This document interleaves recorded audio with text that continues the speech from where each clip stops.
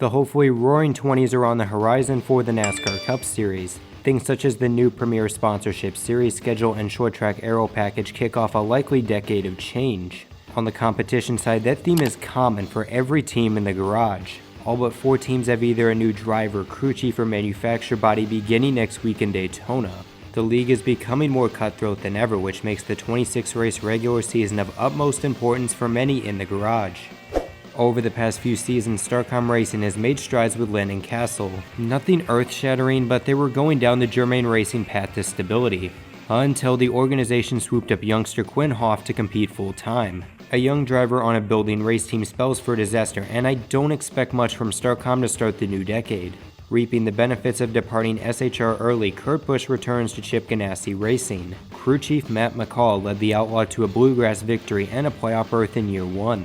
That was just enough for the elder Busch to sign a multi-year deal, a massive win for the stabilization of Ganassi. With the new Chevrolet body, it wouldn't surprise me if Kurt Busch sneaks away with multiple victories. After all, he is the longest tenured active driver in the series. Here in February, I'm putting him at a win and a longer presence in the postseason.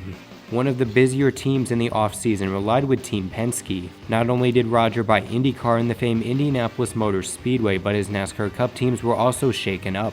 Joey Logano, Ryan Blaney, and Brad Keselowski all received new crew chiefs for 2020.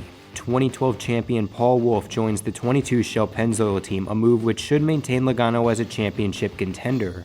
Ryan Blaney pairs up with Todd Gordon, a coveted veteran with a Cup championship to his resume. Considering YRB's impressive postseason, I expect the 12 team to step it up in performance and maybe even overgo a breakout year. Brad Keselowski's 2 team is the big benefactor from this move. He and Jeremy Bullins gelled well in Xfinity, but reunions typically fall short of expectations. Bullins just hasn't evolved into that next level crew chief, and it could plague the 2 teams' performance. Nevertheless, this move was needed to maintain Penske's competitiveness. They were neck and neck with JGR in the spring, but tapered off greatly in the second half. With this move and more experience with the Ford Mustang, expect more wins and at least 1 car in the championship 4. The reunion with Danny Stockman ended up as a massive failure for Austin Dillon. The 3 was nowhere close to a playoff spot and finished 21st in points. In fact, 2019 marked the first time an RCR entry failed to finish inside the top 20 since 1975. That prompted a counter-correction from RC, with Justin Alexander returning as crew chief. This marks as the 4th crew chief change for Austin Dillon since his entrance in Cup. Sure, Austin Dillon hasn't lived up to the hype, but you've got to contribute a lack of crew chief stability into that equation. Hopefully the crew chief carousel ends and we can see the 3 become a contender again. In a way, Kevin Harvick's 2019 was comparable to 2017.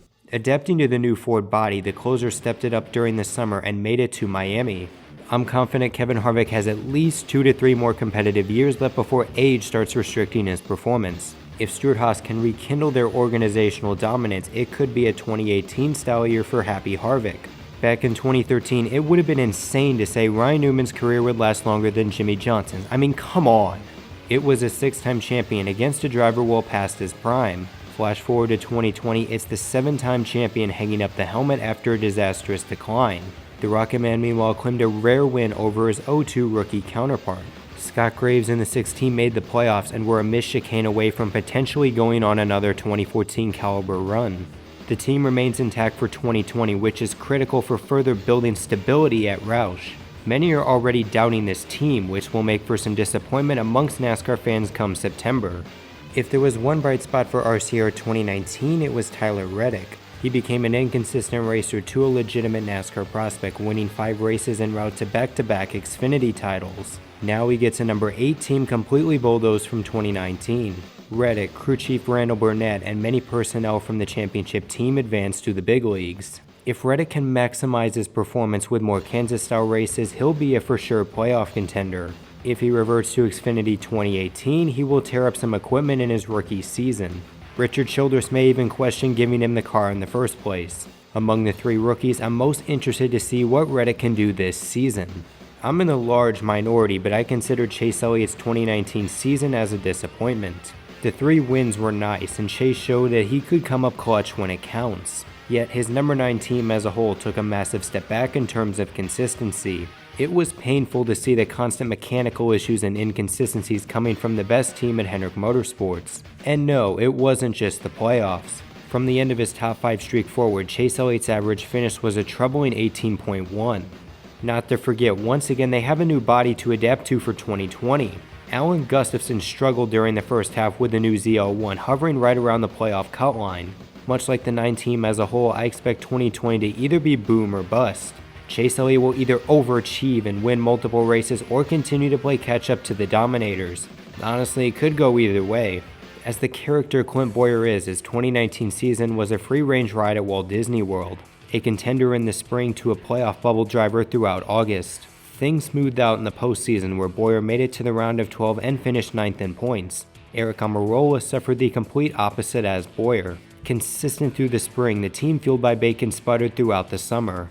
Once a Cinderella story the year prior, Almirola was eliminated in the round of 16. Both drivers desperately needed change, which prompted a crew chief swap at SHR. Mike Bugaravich moves to the 10 team with Johnny Klossmeyer adorning the headset for the 14, a move that needed to be made considering how 2020 is a contract year for both. The middle-range SHR drivers need to have more Harvick-style performances and not get outperformed by rookie Cole Custer. Much like 2010 and 2014, more disappointment greeted Denny Hamlin in Miami. 35 races of hard work and determination just to seal the deal on another lost season. I'm sure he'll be relieved to hear that Phoenix is the new championship destination, a place where he dominated last fall. That was one of the moments that rekindled a new mindset for the Virginia native. Now, the 11 team is tasked with proving 2019 wasn't a fluke. Denny Hamlin will need to avoid his career regression, and Chris Gabart himself has to avoid the sophomore slump. Steer past all those outcomes, and the FedEx team should deliver more wins over the next 26 races. Ty Dillon, Matt Borland, and Geico are the recurring cast at Germain Racing. Honestly, this team is becoming stale to ride or talk about. There's nothing that makes the 13 team exciting or promising, nor any questionable moves that some of the other smaller teams make. I expect a top 25 points finish and maybe a stage win. Brendan Poole, through the DC Solar scandals and failed endeavors, has finally made it to the Cup Series. Unfortunately, he gets the potential career perils of driving for premium motorsports. It's good to see the car funded for a majority of the season, but he's going to be lucky to stumble into a top 20. It'll be hard to overcome the lack of speed under the hood. Through his seasons at Front Row Motorsports and JTG, Chris Buescher has overachieved as a young driver. We've seen him place 15th to 20th on a weekly basis and wonder what could he do in better equipment. Now he gets that opportunity at Roush Fenway Racing, driving the famed 17 Ford Mustang with Luke Lambert calling the shots. Undoubtedly, the Cat in the Hat's two-car operation is in its greatest position since 2014. It's kind of a stretch to say both cars make the postseason, but at least it's a realistic possibility. Once a driver seen as reverting back to his past, Kyle Busch performed when it mattered. Adam Stevens and crew took over the championship race, completely dominating the final stage. Now, as a two-time Cup champion, expectations are once again high for the 18. There are some races to win, records to chase, and championships to be earned. Couple in the insane talent, the younger Busch will be competitive for many years to come.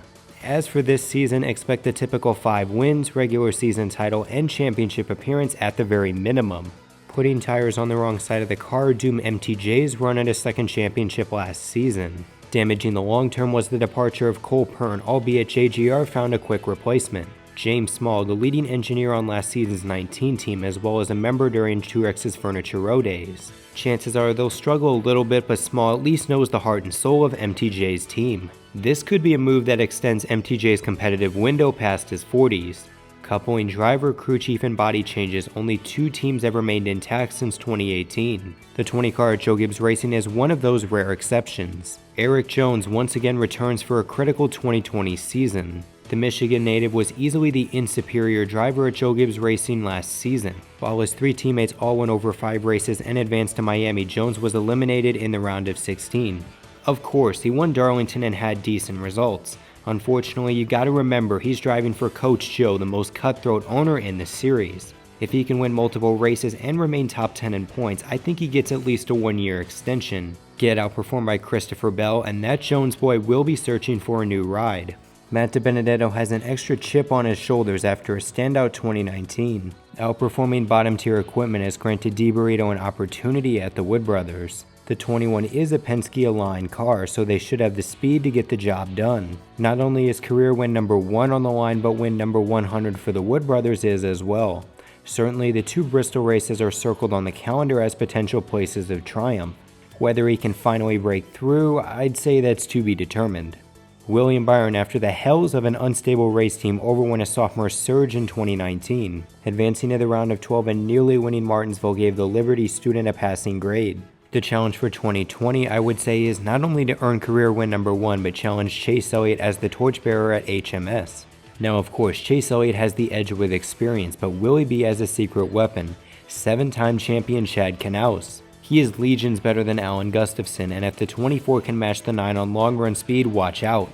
Corey LaJoie retains his seat in the 32, a consistent choice for Go Fast Racing. The team also receives Stewart-Haas Racing scraps, which should help them a bit performance-wise. This could truly be another advanced Matt DiBenedetto story in the making.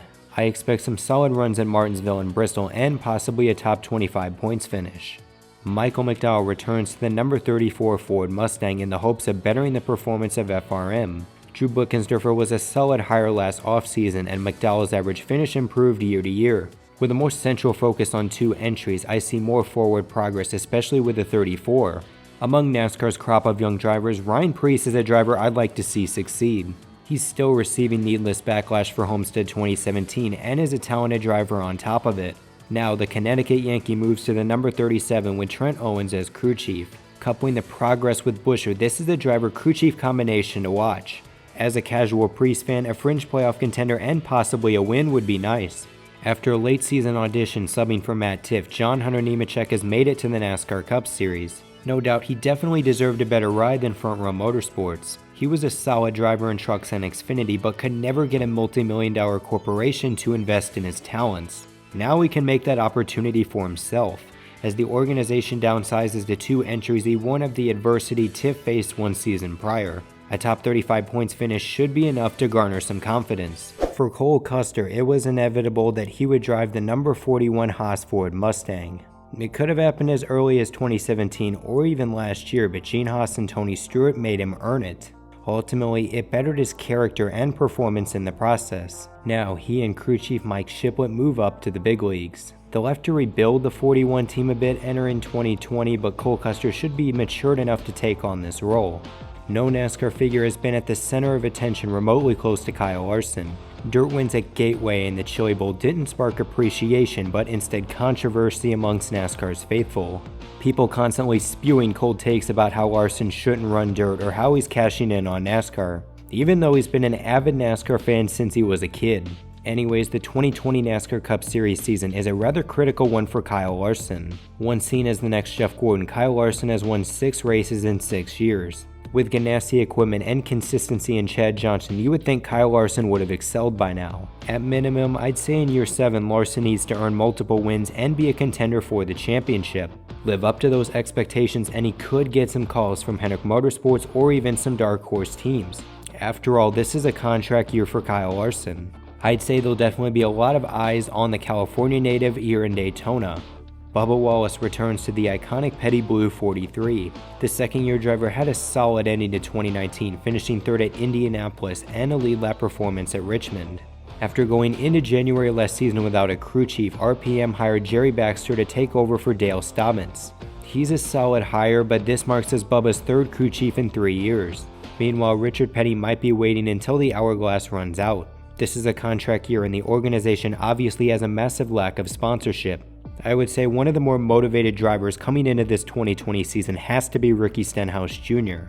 After signing a contract with Roush in July, he was released by the organization 2 months later. Needing some stability and veteran expertise, both Stenhouse and Brian Patty moved to JTG.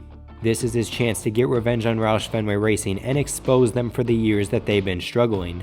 With a tighter HMS alliance, I think the fresh start will pay dividends for Ricky Stenhouse. I see him exceeding expectations in a way, possibly even a fringe playoff contender come Daytona in August. And you know with that race as the regular season finale, it's going to be interesting to see how Hail Mary mode can work out. This is it, the swan song of a NASCAR legend. Jimmie Johnson hopes to ally with former glory and claim that elusive 8th championship. He will have Cliff Daniels to hopefully build on the 48's progressive final 10 races. With the retirement announcement in the past, I would say Jimmie Johnson is in the best position since his Pocono wreck. He seems much more confident and has looked past the misplaced results over the past 3 seasons. Not to mention his primary paint scheme is the best looking since 2016. With a new Chevrolet body, maybe that and a renewed confidence can give 7-time the send-off he deserves. With Nationwide no longer on his side, Alex Bowman was a hot topic over the past few months. Up until last Wednesday, the showman had well over 3/4 of the season unsponsored. Fortunately, Valvoline and Chevrolet accessories will give the 88 the proper financial support. This will hopefully stabilize gray guys in the 88 team without the need to cut corners here and there. As for this season, I'm not sure what to think of Alex Bowman. Something tells me he's going to be the weak link at HMS. Byron and Elliott's teams are generally faster, and Jimmie Johnson's 48 has looked better since the playoffs. Not to say Bowman completely fades off the map, but he might have a minor setback here in 2020. Christopher Bell makes the jump into the NASCAR Cup Series, driving the 95 for Levine Family Racing. Crew chief Jason Ratcliffe reclimbs up the NASCAR Cup Series ladder after several successful seasons with Matt Kenseth. Honestly, the 95 should succeed with advanced support, but I think Bell's stock is a little too high entering 2020. Remember, he was largely inconsistent in his rookie Xfinity campaign. I see Christopher Bell having an Erik Jones type rookie season. Solid performances but no wins and no playoffs. Daniel Suarez finally gets to settle in at the Gaunt brothers. Seems fine and dandy, but there are a few issues on this 96 team going forward. For one, they don't have a charter. Now, I don't see them failing to qualify for many races, considering there are typically under 40 cars every single week. Yet they won't get the pocket or purse money that many of these bigger teams get. Even more concerning, it sounds like Gaunt Brothers is scrambling to get to Daytona. With this deal getting put together last minute, the first few weeks are going to be critical for the growth of this operation. For Daniel Suarez's sake, I sincerely hope this team can stay afloat. Much like the past few off seasons, change has been hyped up entering the new campaign. Yet I've seen the same movie play out twice now. Typically, it's the veteran drivers and teams that rise to the top, and with a similar aero package, I expect the best to get even better. Kyle Busch, Kevin Harvick, and Denny Hamlin will dominate, winning 5 races each. Joey Logano and Paul Wolfe will prove to be a strong combination, garnering the duo 3 wins together. Meanwhile, Ryan Blaney, MTJ, Kurt Busch, Erik Jones, William Byron, and Kyle Larson will win some races as well. The boldest prediction I have is that both Brad Keselowski and Chase Elliott fail to win in the regular season. Not saying either will go the entire 2020 winless, but I expect both will struggle, especially in the first half of the season.